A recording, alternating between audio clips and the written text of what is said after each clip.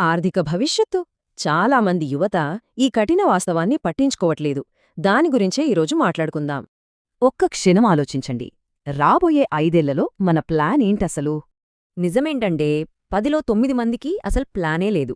Life ఎలా వెళ్తే అలా వెళ్ళిపోతున్నారు. ప్రేమ, స్నేహం చాలా ముఖ్యమంటారు. కానీ వాటిని నిలబెట్టే పునాది ఏంటి? డబ్బే కదా. ఈ లోకల్లో ఒకరి విలువ రెండిటిపై ఆధారపడి ఉంటుంది. వాళ్ళు చేసే పని, వాళ్ళ సంపాదన. ఇదే కఠిన వాస్తవం. ఒకప్పుడు బిజినెస్ కోసం మా నాన్నని డబ్బడిగాను. ఆయన ఇవ్వను అన్నారు. అదే నాకు అతిపెద్ద పాఠమైంది. ఆయన కాదు అన్నది నన్ను తిరస్కరించినట్టు కాదు.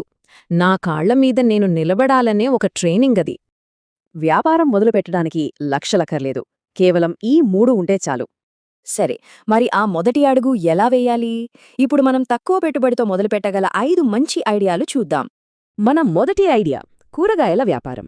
ఇది చాలా సింపుల్, నిజాయితీతో కూడినది కూడా. చూశారుగా, పెట్టుబడి చాలా తక్కువ, కానీ రోజూ మంచి లాభం వచ్చే అవకాశముంది. అద్భుతం కదా. రెండవ ఐడియా స్క్రాప్ బిజినెస్. ఇతరులు పారేసే చెత్తే మనకు బంగారంలా మారచ్చు. ఈ బిజినెస్ మొత్తం నెట్వర్క్ మీదే నడుస్తుంది. నమ్మకాన్ని పెంచుకుంటే చాలు, ఒకరి వేస్ట్ మనకు బెస్ట్ అవుతుంది. మన మూడో ఐడియా ఎప్పటికీ డిమాండ్ తగ్గనిది. అదే పిల్లల బొమ్మల వ్యాపారం. పిల్లల సంతోషం కోసం తల్లిదండ్రులు ఎంతైనా ఖర్చు పెడతారు. అందుకే ఇది ఎప్పుడూ నడిచే వ్యాపారం.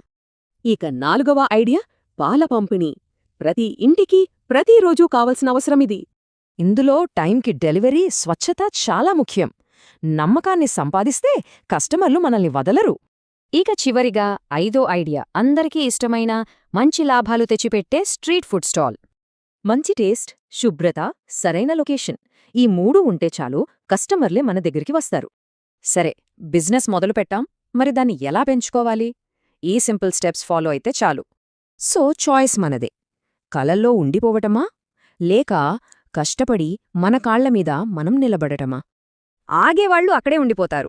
ఈరోజు మొదలుపెట్టిన వాళ్లే డబ్బు, గౌరవం, ప్రశాంతత సంపాదిస్తారు. నిర్ణయం మనదే.